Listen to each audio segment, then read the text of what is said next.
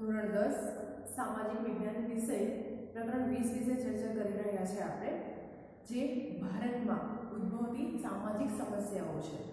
અને એ સામાજિક સમસ્યાના પડકારો, એ કયા પડકારો એને દૂર કરવા માટે આપણે કયા ઉપાયો કરવા પડશે. ઘણા ખરા મુદ્દાઓની આપણે ચર્ચા કરી, જેમ કે જે સાંપ્રદાયિકતા કોને કહેવાય છે, સામે બિન સાંપ્રદાયિકતા, લોકોમાં ધર્મ, પોતાના ધર્મ માટે એ જે ગ્રંથિઓ છે, રૂઢિચુસ્તતાઓ છે, એ દૂર કેવી રીતે કરવી અને એના લગતી કાયદાકીય જોગવાઈઓ કઈ કઈ છે. સમાજમાં જે લઘુમતી જ્ઞાતિઓ જે રહેલી છે, એટલે કે કુલ વસ્તી કરતાં અડધા કરતાં ઓછી હોય તો એ જ્ઞાતિઓને રક્ષણ કેવી રીતે પૂરું પાડવું, તેમને હકો કેવી રીતે આપવા, સાથે સાથે અનુસૂચિત જાતિ અને અનુસૂચિત જનજાતિ એ કઈ અનુસૂચિમાં સમાવિષ્ટ છે, કઈ જોગવાઈઓ કરવામાં આવેલી છે અને શા માટે જોગવાઈઓ કરવામાં આવી છે, તેનો હેતુ શું છે, તેના વિશે પણ આપણે ચર્ચા કરી. ચર્ચાને આગળ વધારતા ચર્ચા આપણે હવે જોઈએ આગળ, તો ખાસ કરીને અનુસૂચિત, ફક્ત અનુસૂચિત જનજાતિ માટે જોગવાઈ હોય ખાસ એ કઈ, તો બંધારણની કલમ 17 મુજબ અસ્પૃશ્યતા નાબૂદ કરવી, અને એ અસ્પૃશ્યતા નાબૂદ કરવામાં આવી છે અને એ પ્રમાણે કરવામાં આવતો કોઈ પણ આચરણ છે એ અમાન્ય છે. કાયદાએ દરેક નાગરિકને સમાન હક આપ્યા છે. ભેદભાવ વગર કોઈ પણ નાગરિક એ તમામ મૂળભૂત હકો ભોગવી શકે,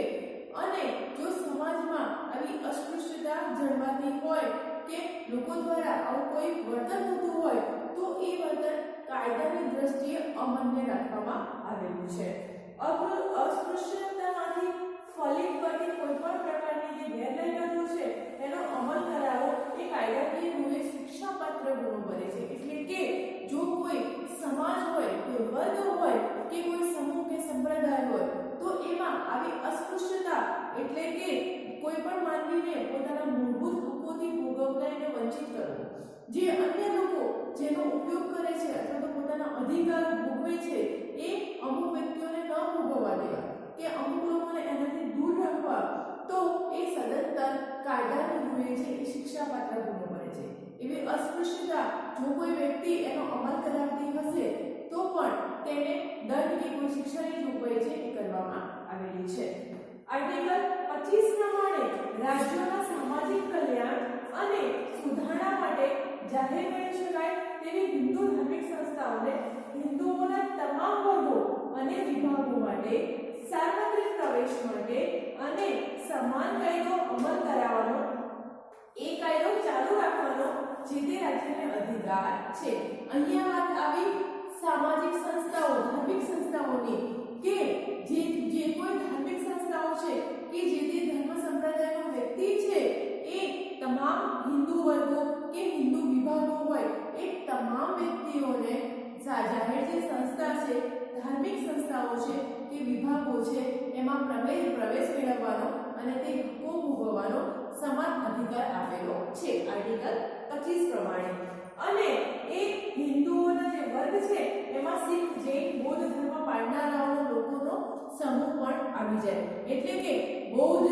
શીખ અને જૈન ધર્મના લોકો પણ હિન્દુ ધર્મમાં એમનો સમાવેશ કરેલો છે. એટલે તમામ જે હિન્દુ વર્ગ છે એ અથવા તો એમના વતી જે ચાલતી સંસ્થાઓ છે એ સંસ્થાઓને પણ હિન્દુ ધાર્મિક સંસ્થાઓમાં સામેલ કરવામાં આવી છે. એટલે તમામ જે હિન્દુ વર્ગ છે એ હિન્દુ વર્ગને તમામ જે ધાર્મિક સંસ્થાઓ છે અને એ સંસ્થાઓમાં સાર્વત્રિક પ્રવેશ માટે એ કાયદો બનેલો છે, અથવા તો કોઈ કાયદો અમલમાં હોય તો એને ચાલુ રાખવાનો હક પણ જે તે રાજ્ય સરકારને આપેલો છે. ફક્ત અનુસૂચિત જનજાતિ માટે જોગવાઈ, તો આર્ટિકલ 19(5) થી રાજ્યના રાજ્યપાલોને અનુસૂચિત જનજાતિઓના હિતમાં સર્વ નાગરિકોને ગમે તે પ્રદેશમાં આવજાવ કરવાનો કે એમને કોઈ પણ વેપાર ધંધો કરવાનો, કોઈ અન્ય પ્રવૃત્તિ કરવાનો પણ હકો એમને મૂકવાની સત્તા આપી છે. એટલે કે જે તે રાજ્યની રાજ્ય સરકારો છે એમાં અનુસૂચિત જનજાતિમાં સમાવિષ્ટ લોકો, તો એમને પોતાના હકો કોઈ પણ પ્રદેશમાં આવજાવ કરવાનો કે એના પર નિયંત્રણ મૂકવાનો અથવા તો પોતાના વેપાર ધંધો કરવાનો હક આપવામાં આવ્યો છે. અને રાજ્ય સરકારને એનું પૂરેપૂરું નિયંત્રણ કે એ હકોમાં વધારો કરી શકે કે અન્ય કોઈ ફેરફાર લાવી શકે એ પણ સત્તા આપેલી છે. શા માટે? તો ખાસ કરીને અનુસૂચિત જનજાતિના નાણાં ધંધા કે અન્ય કોઈ પ્રવૃત્તિ કરવાની હોય અથવા તો અન્ય પ્રકારે કોઈ પણ શોષણ હોય એ શોષણ અટકાવવા માટે એનું રક્ષણ કરવા માટે ખાસ કાયદાઓ કે કાયદાઓમાં ફેરફાર કરવાની સત્તા છે એ રાજ્ય સરકારને આપેલી છે. આગળ આપણે જોઈએ તો આતંકવાદ એટલે કે એ શબ્દથી આપણે સારા એવા પરિચિત છે, હે ને? તો આતંકવાદ એ આતંક હિન્દી શબ્દ છે અને આતંક એ ગુજરાતી જે આપણે જે બોલીએ છીએ એ રીતે બોલાય છે. તો જે આતંકવાદ છે એ વૈશ્વિક સમસ્યા છે. શા માટે? વિશ્વના ઘણા બધા દેશો છે એ આ આતંકવાદનો સામનો કરી રહ્યા છે. ક્યાંય પણ કોઈ પણ જે જનસમૂહ છે એની પર બોમ્બ ફેંકવા, વિમાનને હાઇજેક કરવું, કેફી માદક દ્રવ્યોની હેરાફેરી કરવી, સાથે સાથે કોઈ એવા ષડયંત્રથી જે લોકો હોય એ લોકો કે દેશને એ ખોખલું કરવું, કોઈ પણ વ્યક્તિનું અપહરણ કરી એને મારી નાખવું અને બોમ્બ ફેંકવા, ગાડીઓમાં પણ બોમ્બ મૂકવામાં આવે છે, માનવ બોમ્બ બનાવવામાં આવે છે.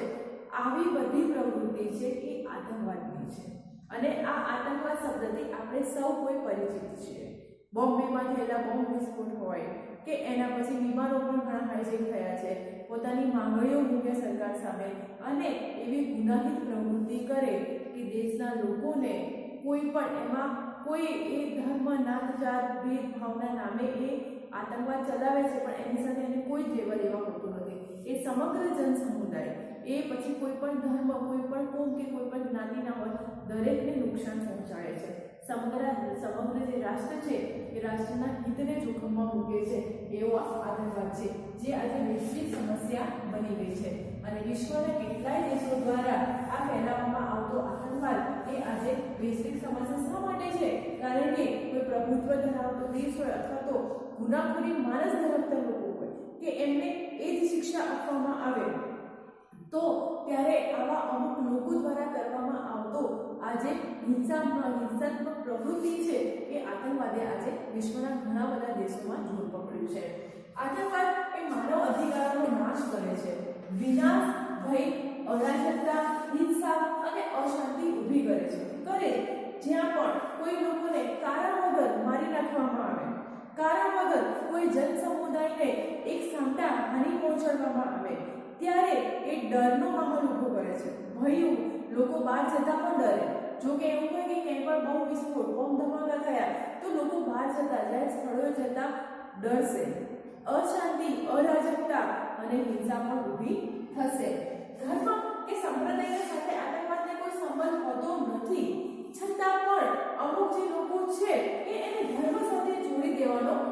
જે કાયદાપૂર્વક, આયોજનપૂર્વક અને ઘૃણાસ્પદ કાર્ય કરતા હોય છે. કોઈ વ્યક્તિને કોઈ એના પર્સનલ હિતને નુકસાન થયું હોય કે એનામાં એવી કોઈ કમજોરીને શોધી લેશે કે એમાં એ જે ધર્મ સાથે સાંકળીને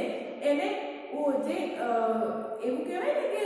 ઉત્સાહિત તો ના હોય પણ સાથે એનામાં એ આક્રોશ જગાવે અને એ આક્રોશ અને એ હિંસા ભડકાવવાનું એના મનમાં એવા બીજ રોપે કે જેથી એ વ્યક્તિ હિંસાત્મક પ્રવૃત્તિ કરતો થઈ જાય. એને એ યોગ્ય લાગે પોતાની દ્રષ્ટિએ, પણ આતંકવાદ છે એ કોઈ પણ સ્વરૂપે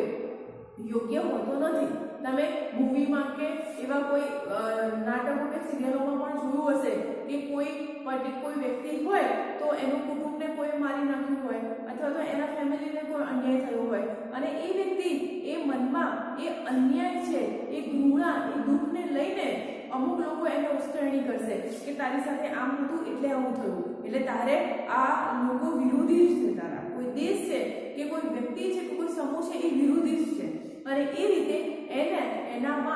મનમાં આવા હિંસાના અને આવા દ્વેષ ભાવની ભાવના જગાડીને એને આતંકવાદ તરફ, એને હિંસા કરવા તરફ ધકેલવાનો પ્રયત્ન કરે છે. એટલે એ કોઈ પણ ધર્મ અને સાથે જોડી દે છે, છતાં પણ એને કોઈ ધર્મ સાથે લેવા દેવા હોતી નથી. રાષ્ટ્રના વિકાસને અવરોધવા પરિબળ છે, કારણ કે જ્યાં ત્યાં લોકો બહાર નીકળતા પણ ડરતા હોય, જ્યાં ત્યાં બોમ્બ વિસ્ફોટો કરે, વિમાનો હાઇજેક કરે તો આ ક્યાંક સમાજમાં અશાંતિ ઊભી થાય છે અને રાષ્ટ્રનો વિકાસ પણ ત્યાં અવરોધાય છે. હિંસા સંબંધી વિચાર એ પ્રકૃતિના સીધા જીવો અને જીવાદોનું ખુલ્લે આમ ઉલ્લંઘન કરે છે. એ વિચારનો નાશ પણ કરે છે કે સાથે પ્રકૃતિ આપણને સરસ મજાની ભેટો આપી છે અને એ શાંતિ શીતળતા મળે એવી જગ્યાએ હિંસા અને જ્યાં ત્યાં ભાગદોડ મચાવી દે છે અને એ પ્રકૃતિનો વિચાર છે જીવો અને જીવા દો એનું પણ ઉલ્લંઘન કરે છે, એટલે કે શાંતિ ને અશાંતિમાં બદલી દે છે, અહિંસા અને હિંસામાં બદલી દે છે અને સાથે સાથે અરાજકતા પણ ઊભી કરે છે, માનવ હકનું માનવ અધિકારોનું પણ ઉલ્લંઘન કરે છે। આતંકવાદ છે એ ગણેગાંઠા લોકો દ્વારા સંગઠિત આયોજન કરે છે કે એવા લોકોને એકત્રિત કરવા કે જે અન્યાય કે અન્ય રીતે પણ શોષિત હોય, એટલે એ ભાવનાને એ અલગ તરફ વાળે છે। તમારામાં પોઝિટિવ નેગેટિવ એનર્જી બંને હોય, ગુસ્સો આવે કારણ કે એ માનવ સહિત છે, પણ એ ગુસ્સો તમે એક પોઝિટિવ થિંકિંગ તરીકે એને એ દિશામાં વાળો તો એનું સારું પરિણામ આવશે। ઘણા લોકો તમે જુઓ નિષ્ફળતા મળ્યા બાદ મળ્યા જ કરે પણ મનમાં એવું હોય છે જોવે છે કે કીડીને વારે વારે ચડતા પડતા તો એવું થાય છે કે હું પણ કેમના પ્રયત્ને આગળ વધી શકું અને એ એના ગુસ્સાને એક પોઝિટિવિટી તરફ વાળે છે, એટલે કે એનો પ્રયત્ન વધારે છે, એટલો પ્રયત્ન કરે છે કે એને સફળતા મળે છે। એનાથી વિપરીત અસર થાય છે, કોઈ નિષ્ફળ વ્યક્તિ હોય, નિષ્ફળતા મળી હોય, એક જ વારમાં ફેલ થયો હોય તો એવો વ્યક્તિ આત્મહત્યા કરી લે છે। તો આ કોઈ પણ ગુસ્સો હોય, કોઈ પણ અન્યાય હોય તો એને બે પાસા ત્યારે તમારી પાસે બે વિકલ્પો રહે છે, કાં તો એને પોઝિટિવિટી એટલે કે સક્સેસ તરફ વાળો અને કાં તો નેગેટિવિટી તરફ જતા રહે છે। તો આપણામાં એ સમજ હોય છે કે આપણે આપણા અંદરના ભાવોને કઈ તરફ વાળવા કે એનાથી આપણને જ લાભ અને આપણને નુકસાન થાય છે, એટલે લાભ કરે એવી ચોક્કસ પ્રવૃત્તિ એ માનવ હિતને છે એ માનવ માટે જરૂરી બની રહે છે અને પ્રકૃતિએ માનવીને જ એ સમજ આપી છે, એટલે માનવોએ અમુક જે ગણ્યાગાંઠના લોકો છે એમને આયોજનપૂર્વક કાવતરું કરે છે અને અયોગ્ય અનૈતિક હિંસાત્મક કાર્ય છે એ કૃત્ય એ લોકો કરે છે, જેનાથી ઘણા બધા લોકો છે એ અકાળે મૃત્યુ પામે છે, લોકો ખોળ ખાપણવાળા જન્મે છે, કોઈ વિમાન અત્યારે અણુબોમ્બ જે પરમાણુ બોમ્બની જે રચના કરી છે એ વૈજ્ઞાનિકના પણ સજીવ અભિગમ છે અને સારા પાસા છે અને ખરાબ પાસા પણ છે। વિજ્ઞાન રક્ષણ પણ કરે છે અને વિજ્ઞાન સંહાર પણ કરે છે। આપણી બુદ્ધિ ક્ષમતા પ્રમાણે આપણે એને કેવી રીતે વાળવું, એનો કઈ રીતે ઉપયોગ કરવો એના ઉપર આધાર રાખે છે, એટલે અમુક જે દેશો જે પોતાને શક્તિશાળી કે અમે સૌથી જે વિશ્વ મોટી શક્તિ છે એવી મહાશક્તિ બનવાનો પ્રયાસ કરી અને અન્ય દેશોમાં છે એ આવી હિંસા અને આતંકવાદ ફેલાવવાનું કાર્ય છે એ કરી રહ્યા છે। હવે અહીંયા એક તફાવત છે બળવાખોરી અને આતંકવાદ વચ્ચેનો। આમ તો બહુ નાનો એવો બંને હિંસા કરે છે, પણ આ હિંસા કયા સ્તરે છે એ એક નાનો અમથી એવી ભેદરેખા છે। તો આપણે એ તફાવતને સમજીએ। બળવાખોરી છે એ જે તે રાષ્ટ્રની સમસ્યા છે, જે તે પ્રદેશની સમસ્યા છે, જ્યારે આતંકવાદ છે એ વૈશ્વિક સમસ્યા છે। ઘણા બધા વિશ્વ છે એમાં આતંકવાદ છે એ આતંકવાદ વિશ્વવ્યાપી બની રહ્યો છે, એ દરેક દેશોની શાંતિ મળે છે, જ્યારે આ એક પ્રાદેશિક કોઈ પણ રાષ્ટ્રની સમસ્યા છે કે ત્યાંના સ્થાનિક લોકો કે જે તે સરકાર સામે બળવો કરે છે, એટલે જે તે લોકો છે પોતાની સરકાર વિરુદ્ધ એક પ્રાદેશિક ફલક પર વિસ્તરેલી છે, એટલે કે પોતાના જે લોકો છે, જે પ્રાદેશિક લોકો છે એ સરકારની નીતિઓ વિરુદ્ધ હોય છે, જ્યારે આતંકવાદમાં પોતાના કે અન્ય દેશની વિરુદ્ધમાં એટલે કે આંતરરાષ્ટ્રીય ફલક પર વિસ્તરેલી હોય છે। આતંકવાદ છે સમગ્ર વિશ્વનો વિરોધ કરે છે, સમગ્ર વિશ્વમાં હિંસા ફેલાવે છે, એટલે આ પ્રાદેશિક ફલક પર વિસ્તરેલી છે અને આતંકવાદ છે એ આંતરરાષ્ટ્રીય ફલક પર એટલે કે બધી જગ્યાએ દરેક રાષ્ટ્રોમાં આતંકવાદ વિસ્તરેલો છે। હવે બળવાખોરી એટલે કે સ્થાનિક લોકોના સહકારથી થાય છે, જ્યાં ત્યાં જે તે પ્રદેશમાં તમે નક્સલવાદીઓ એવું નામ સાંભળ્યું હશે, તો નક્સલવાદીઓ એટલે એ લોકોને એ જ હોય છે કે સરકારની નીતિઓ છે એ અન્યાય કરે છે, ત્યાંના સ્થાનિક લોકો પણ એવું માનતા હોય, એટલે કે એ સ્થાનિક લોકોના સહકારથી એ પ્રવૃત્તિ ચાલે છે કે સરકારની નીતિઓની, નિયમોની અને એવા કાર્યોની અવગણના કરે છે અને પોતાના ન્યાય માટે એ જાતે જ લડે છે, એટલે આવી પ્રવૃત્તિ થાય છે એ અયોગ્ય છે, અનૈતિક છે, એટલે કે જે તે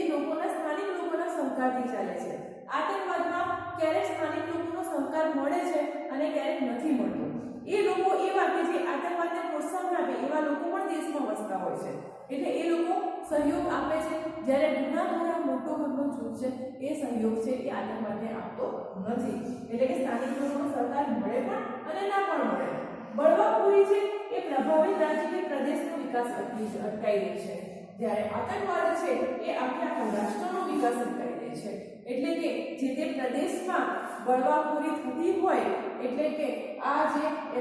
એના પ્રભાવિત રાજ્ય હોય છે, તમે પહેલા બધું ગુંડાઓનું રાજ હતું કે ડાકુઓ, જે ડાકુનો પ્રભાવ હેઠળ જે ગામ આવતું હોય એનો વિકાસ અટકી જાય. આ એના જેવું છે કે જે તે પ્રદેશમાં આ પ્રભાવિત હોય, જે રાજ્ય પ્રભાવિત હોય એ રાજ્યનો વિકાસ અટકાવી દે છે, જ્યારે આતંકવાદ વૈશ્વિક સ્તરે ઉદ્ભવેલી સમસ્યા છે, એટલે એ આખા રાષ્ટ્રનો આખા દેશનો છે એ વિકાસ અટકાવી દે છે. આપણે ટોપિકની ચર્ચા આપણે અહીંયા એટલે કે અટકાવીએ છીએ, પૂર્ણ નથી કરતા, અટકાવીએ છીએ,